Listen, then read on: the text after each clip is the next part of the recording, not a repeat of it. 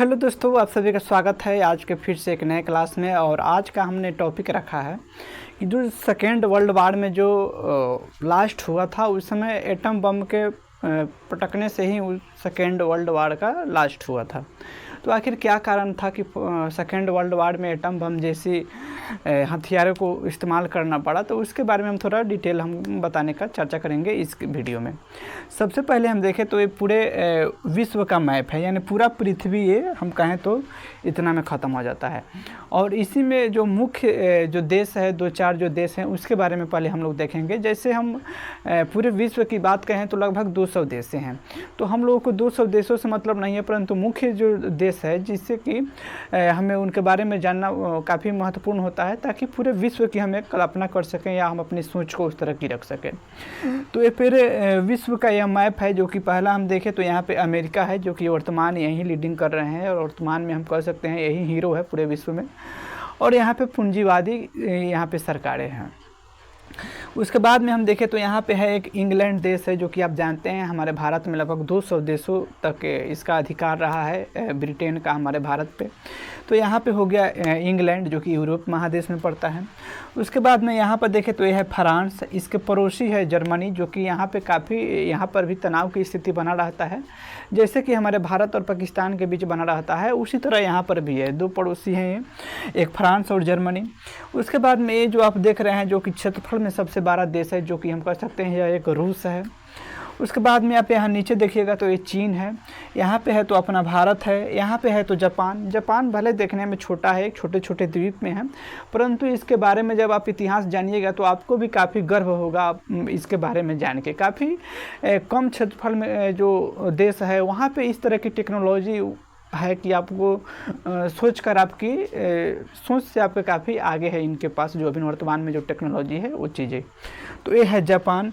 और ये है एक ऑस्ट्रेलिया, जो कि एकमात्र महादेश है, जो कि ये एक देश के नाम पर भी है। तो ये रहा ऑस्ट्रेलिया। तो मुख्य यहाँ पे 4-5 ऐसे देश है जो कि पूरे विश्व में काफ़ी महत्वपूर्ण है। ये उसी तरह है जैसे कि हम अब देखे होइएगा किसी भी गांव में मुख्य 5 से 7 आदमी ही होते हैं कि गांव में क्या होना चाहिए नहीं होना चाहिए, उस निर्णय को लेने वाले होते हैं। उसी तरह की बात यहाँ पर भी है कि यहाँ पर भी 5 से 7 देश है पूरे विश्व में जो कि मुख्य लीडिंग करते हैं। तो यहाँ पर इनकी बात चले कि जो कि सेकेंड वर्ल्ड वार में हम कहें तो एक काफ़ी भयानक रूप से जो एक आतंक का माहौल बना हुआ था, जो कि हिटलर ने शुरू किया था। उसके पीछे बहुत सारा कारण था, तो उसको बताना अभी इस वीडियो में काफ़ी महत्वपूर्ण नहीं है, क्योंकि उस पीछे हम जाएंगे तो उनके बहुत सारा कहानियाँ हैं, बहुत सारे उसके रीज़न है कि कैसे हुआ, कैसे इसे युद्ध की शुरुआत हुआ। तो उस चीज़ को हम अभी नहीं करके अभी हम आपको ये बताना चाहते हैं कि जो सेकेंड वर्ल्ड वार में जो हाइड्रोजन, जो कि हम न्यूक्लियर बम जिसको हम लोग परमाणु बम के नाम से जानते हैं, उस चीज़ का क्यों प्रयोग किया गया। तो वो मुख्य जो देश देख रहे हैं, जो कि यहाँ पे अमेरिका, फ्रांस, जर्मनी, रूस, एक और देश आप यहाँ पर देख लीजिए तो ये भी इटली है, जो कि इटली में एक व्यक्ति हैं मुसोलिनी, और एक हम कह सकते हैं कि जर्मनी के एक व्यक्ति हैं हिटलर। ये दो आदमी मिलकर पूरे यूरोप या पूरे विश्व में एक आतंक का माहौल बना दिया था। हिटलर के बारे में कहा जाता था कि ये 80 लाख लोगों को इसने मरवा दिया था। तो 80 लाख लोगों को मरवा दिया था, तो उसके पीछे की क्या कहानी थी उस चीज़ को हम लोग बाद में देखेंगे। अभी ना मुख्य जो इसके हम कह सकते हैं मुख्य जो इस चैप्टर का जो मलाई है या मक्खन है, उस चीज़ को हम लोग देखने का प्रयास करेंगे।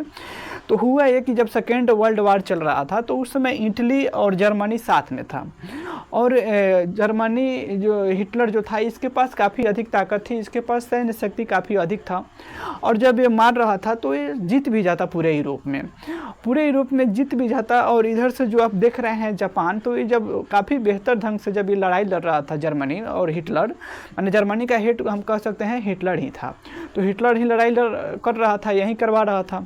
तो काफ़ी जब बेहतर ढंग से इस लड़ाई को लड़ रहा था सेकेंड वर्ल्ड वार में, तो यहाँ से जापान का जो हेड थे, तो यहाँ के जो हेड है उनका नाम मिलता है हिरोहितो, जो कि जापान के हेड है।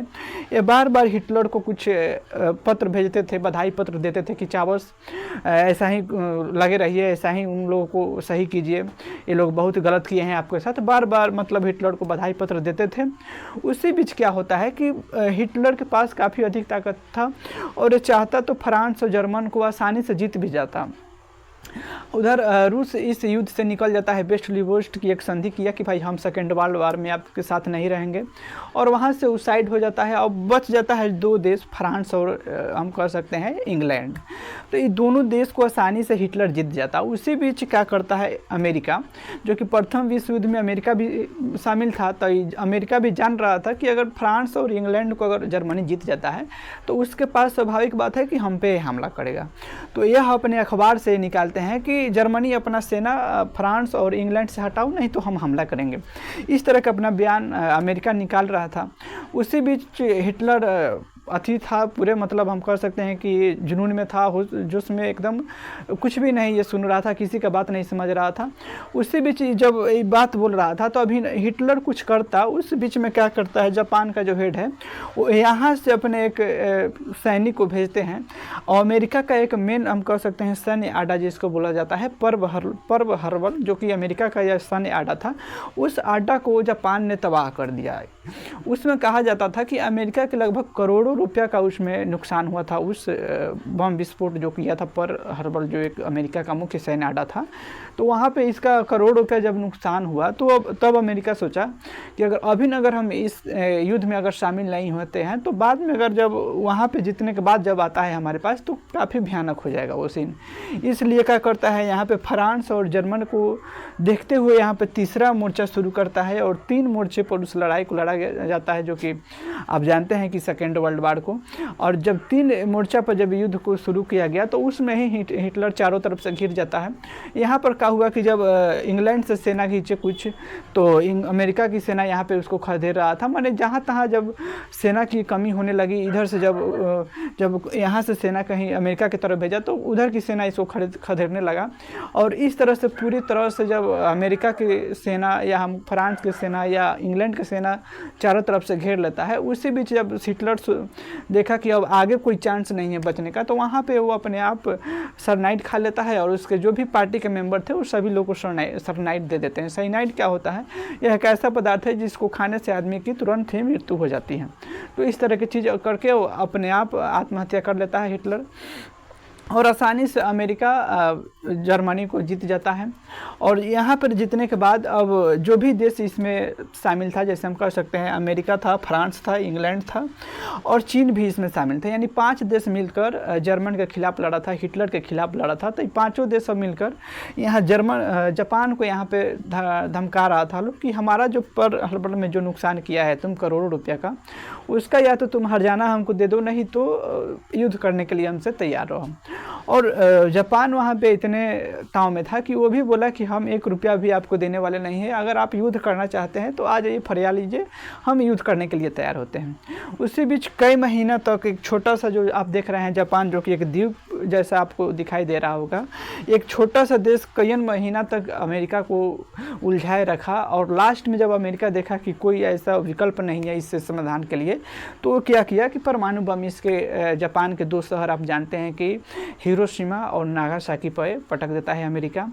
और ये जो हाइड्रोजन बम था, हाइड्रोजन बम नहीं, जो कि ये जो परमाणु बम था, जो आज तक जापान देखा ही नहीं था इस तरह का परमाणु बम आज हम सिर्फ सुन रहे हैं। अगर जिस दिन आप इसका प्रयोग देख लीजिएगा, वहाँ पर इंसान को वाष्प बनते समय नहीं लगेगा। जैसे कि आज मनुष्य को आप देखते हैं, जो कि नॉर्मल जो मनुष्य है, उसको आप अगर चाहते हैं कि जिस तरह हम पानी को उबालते हैं तो पानी वाष्प में बन जाता है, तो उस तरह अगर जहाँ पे अगर परमाणु बम का प्रयोग किया जाएगा तो वहाँ पर मनुष्य वाष्प की तरह उड़ जाएगा और वहाँ पे उसकी स्पॉट डेट हो सकता है। तो इस तरह से काफ़ी बड़ी संख्या में लोगों की मृत्यु हो जाएगी। इसकी जो रेडिएशन होती है कई वर्षों तक वहाँ पे रहता है। आज भी जापान के जो 2 शहर है हिरोशिमा और नागासाकी, वहाँ पर आज भी लोग विकलांग बच्चे जन्म लेते हैं। तो इसके इतने खतरनाक रेडिएशन होने की वजह से और यहाँ पर मनुष्य की मृत्यु इतनी जल्दी हो जाती है, क्योंकि कहा इस जो परमाणु बम है, इसके बारे में कहा जाता है कि इसमें मनुष्य वाष्प की तरह इसमें मनुष्य की मृत्यु हो जाती है। तो यहाँ पे इसकी भयानक कितनी अधिक भयानक होगी। और जापान ने इस तरह का बम को देखा ही नहीं था। और जब 6 अगस्त 1945 को पहला बम पटका गया तो उसके बाद लगले ही दूसरा दिन जापान हाथ उठा देता है कि आप जो कहिएगा हम देने के लिए तैयार हैं, परंतु आप इस बम या जो भी हथियार है इसको रोकने का प्रयास कीजिए। परंतु उसी बीच अमेरिका क्या करता है, फिर एक 9 अगस्त 1945 को दूसरा शहर जो कि नागासाकी उसको भी तबाह कर देता है और यहाँ से सेकेंड वर्ल्ड वार लास्ट होता है। और इस तरह से हमारे परमाणु बम का जो खतरनाक जो रेडिएशन है आज की भी स्थिति में वहाँ पे काफ़ी भयानक है। तो आज कहने के लिए आसान बातें हैं, ये सब परमाणु बम या परमाणु बम से भी ज़्यादा खतरनाक हाइड्रोजन बम है। तो हाइड्रोजन बम या हम कहें परमाणु बम, ये सब ऐसी चीज़ें हैं जो कि मानव जीवन के लिए ये सब खतरनाक साबित होगा आने वाले दिनों में। तो ऐसे चीज़ पर हम थोड़ा नियंत्रित करने का हम प्रयास करेंगे। आज हमारा जो राष्ट्र संघ है उसको भी इस चीज़ पे नियंत्रण करने का ज़रूरत है, क्योंकि आज जिस तरह से पूरे विश्व में होड़ मचा हुआ है अपने शांति व्यवस्था को बनाए रखने के लिए, वहाँ पे नए नए हथियारे की रिसर्च हो रहा है। तो नॉर्मल हथियार ठीक है चलेगा, परंतु जो हाइड्रोजन बम है या जो परमाणु बम है, इस तरह के जो खतरनाक जो हथियार है उसका प्रयोग करने से हमारे मानव जीवन में कितना अधिक प्रभाव पड़ेगा, इस चीज़ को भी हमें ध्यान रखना पड़ेगा। तो ये रहा जो छोटा एक जानकारी जो कि आप जानते हैं जापान में इसको 1945 में प्रयोग किया गया था इस बम को। उसके बाद से फिलहाल तक अभी कहीं पर भी परमाणु बम का प्रयोग नहीं किया गया है।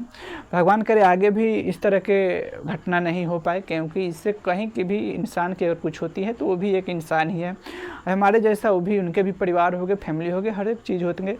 तो इस तरह की चीज़ नहीं हो पाए, हम इस चीज़ पे रोक करें, पूरे विश्व में शांति बनाए रखें। और राष्ट्र संघ जो एक विश्व की मुख्य एक हम कह सकते हैं कि मुख्य आज के समय में एक मुख्य दर्शक बनी हुई है, तो ऐसे नहीं रहे।